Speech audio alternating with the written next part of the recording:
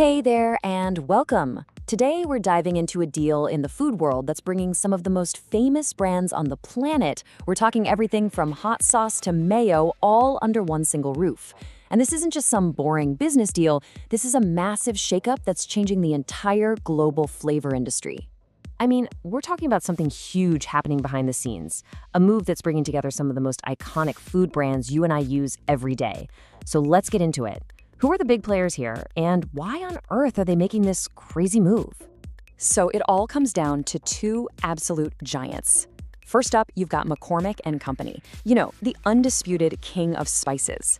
And on the other side, Unilever, just this sprawling consumer goods powerhouse.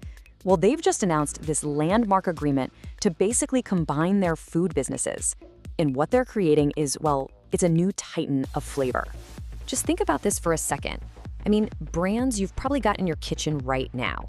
Knorr Soups, Hellmann's Mayo, Frank's Red Hot, and even those love it or hate it classics like Marmite. They're all going to be part of the same family as McCormick's own icons, like Old Bay seasoning. So yeah, this is way more than just a merger. This is literally the creation of a global flavor empire. Okay, so what does it actually take to build an empire like this? Well, you guessed it. Let's follow the money and look at the absolutely staggering numbers behind this industry-shaking deal. The whole thing? A jaw-dropping $42.7 billion. To put that into perspective, this is hands down one of the biggest, most important deals the consumer goods world has ever seen. Ever. Now, a huge chunk of that, $15.7 billion to be exact, is pure cash that McCormick is handing over to buy most of Unilever's food brands. That's the fuel that's getting this whole thing started. So, who's going to be in the driver's seat of this new giant? Well, what's really interesting is that Unilever's current shareholders, they'll actually own the majority, with over 55%. The parent company, Unilever itself, will hold on to about a 10% slice, and McCormick's shareholders get the remaining 35%.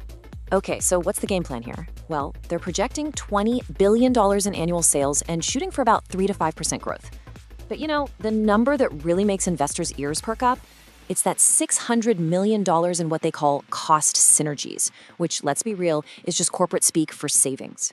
They're going to save all that cash by getting rid of duplicate jobs, streamlining their supply chains, the whole shebang.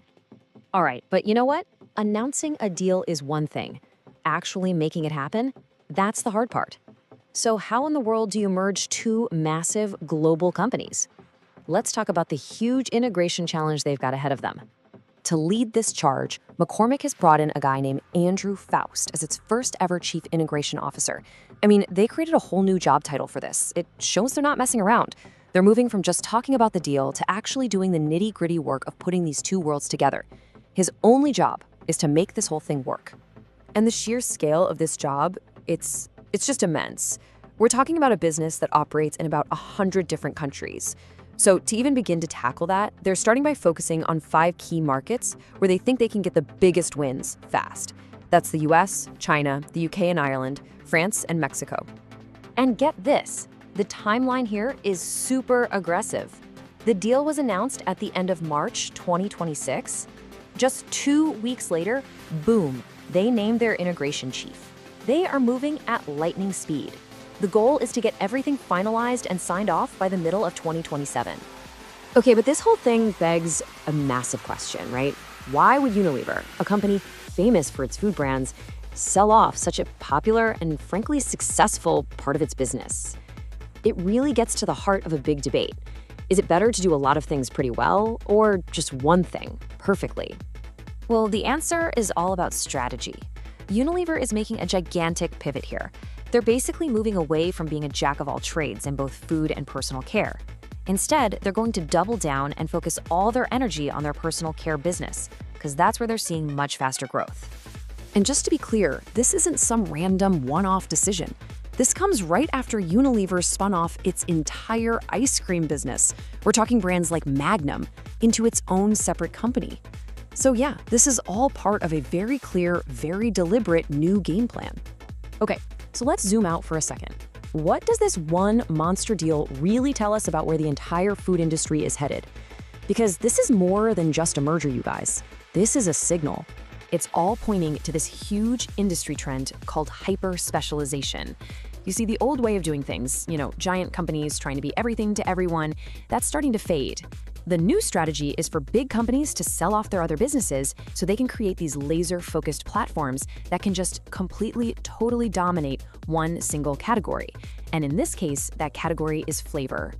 And it's not just me saying this. Market analysts are calling this a decisive shift. They're saying it's a signal that the era of aisle-spanning conglomerates is drawing to a close. The new playbook isn't about just being big anymore. It's about being the absolute undisputed best in your one specific niche. Which, of course, brings us to the final and maybe most important question of all. As these massive food giants specialize, going deeper but not as wide, what does that actually mean for you? For the choices you have, the prices you pay, and the new stuff you see on the grocery store shelf. Now that is the billion-dollar question, and we're all going to be watching to see how it plays out.